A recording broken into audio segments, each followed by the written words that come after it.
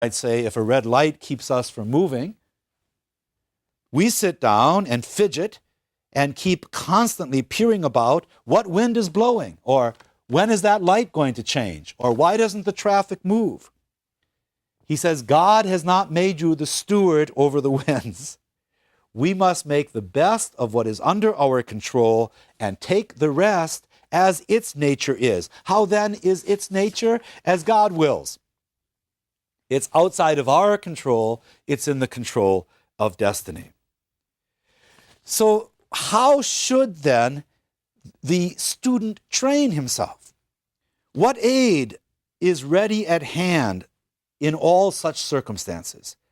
Why, what else than this knowledge of what is mine and what is not mine? What is permitted me and what is not permitted me? Simple repetition of that exercise over and over. I must die, he says. It's a given. Must I then die groaning? I must be fettered, therefore wailing? I must go into exile. Does anyone then keep me from going with a smile and cheerful and serene? The tyrant says to me, tell me your secrets. I will not say a word, for this is under my control.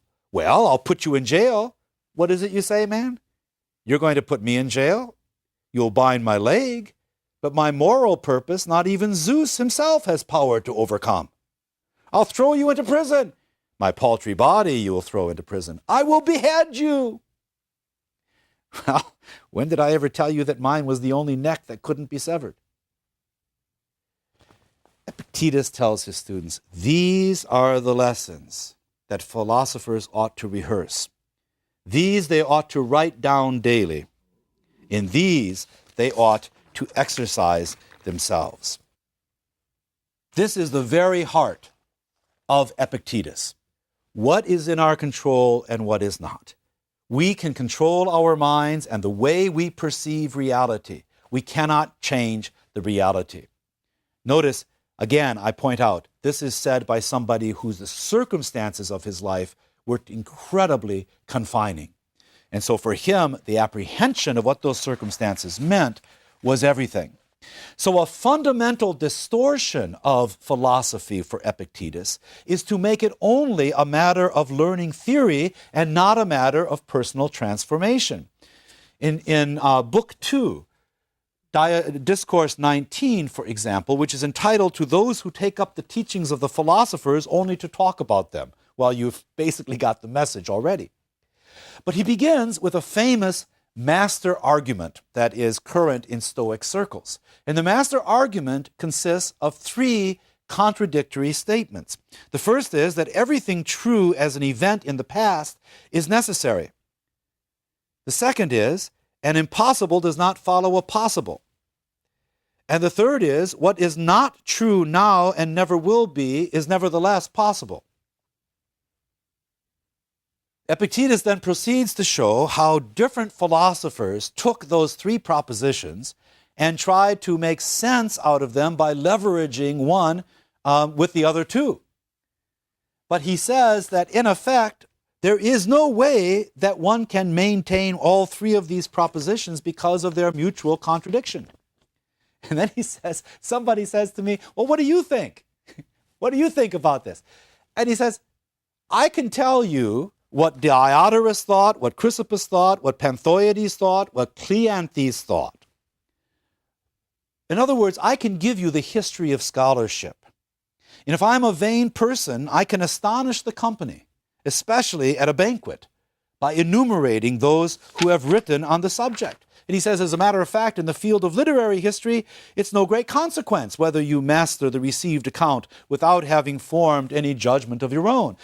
This is, in some sense, the world of the academy, the world of academia, that you can learn all there is to know about everything and all of the opinions there are about everything and never reach, finally, a decision of your own about what is true or not. He said, well, that's no great fault in literary theory. But then he moves to another subject. Tell me about things good and evil. And for Epictetus, this is an entirely different situation. Now you can talk about Cicero's theory of good and evil, Seneca's theory of good and evil, Plato's theory of good and evil, and you have totally corrupted the enterprise. Because good and evil is a matter of actually acting, not a question of knowing what people's views were on the subject. He says, look at yourselves in your actions, and you will find what kinds of philosophers or what sect of the philosophers you belong. You will find out that most of you actually are Epicureans, some few Peripatetics, but without much spine. For wherein you in fact show that you consider virtue equal to all things else or even superior. Where is that? But as for a Stoic, show me one if you can. Where or how? You can show me thousands who recite the petty arguments of the Stoics, yes, but these are the same people who can recite the petty arguments of the Epicureans and the petty arguments of the Peripatetics as well. A Stoic is a Stoic indeed. By the gods, he says, I would fain see a Stoic, but you cannot show me a man completely so fashioned. Then show me at least one who is becoming so fashioned, one who has begun to tend in that direction. Do me this favor. Do not begrudge an old man the sight of that spectacle, which to this day I have yet to see. So having opinions, even learned ones, is not what being a Stoic is about. The gap between book learning and virtue among his students is a constant theme in his diatribes.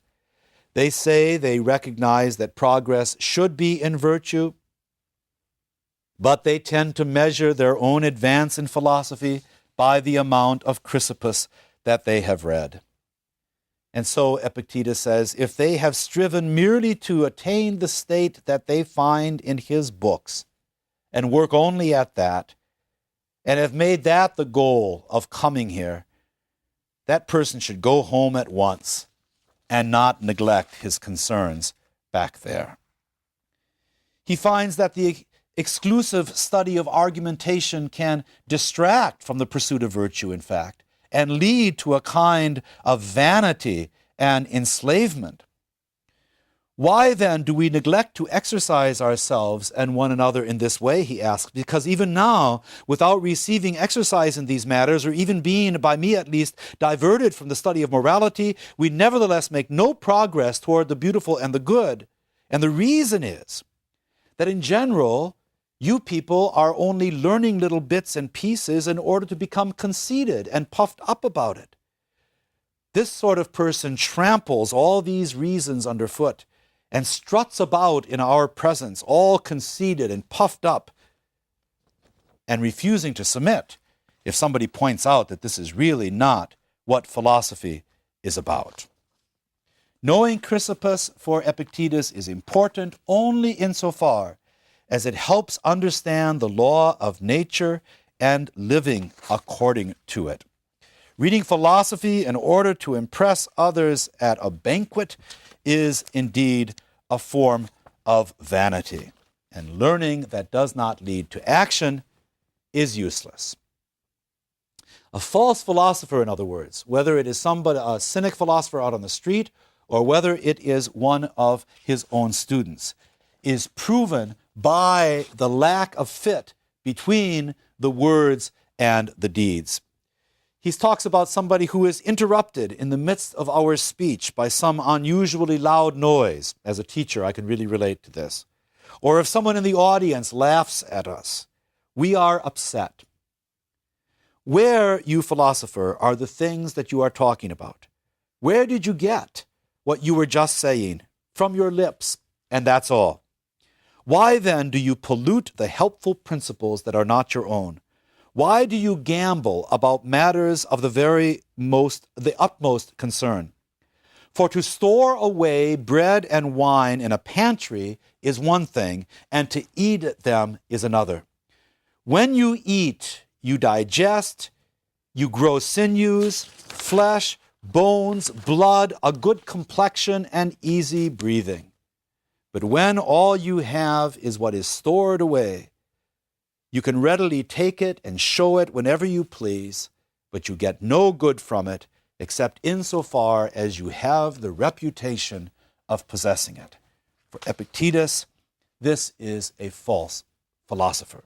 Nowhere more clearly or more consistently than in Epictetus do we find the essence of Greco-Roman philosophy as centered in practice rather than theory, in the doing of virtue rather than in speaking about it.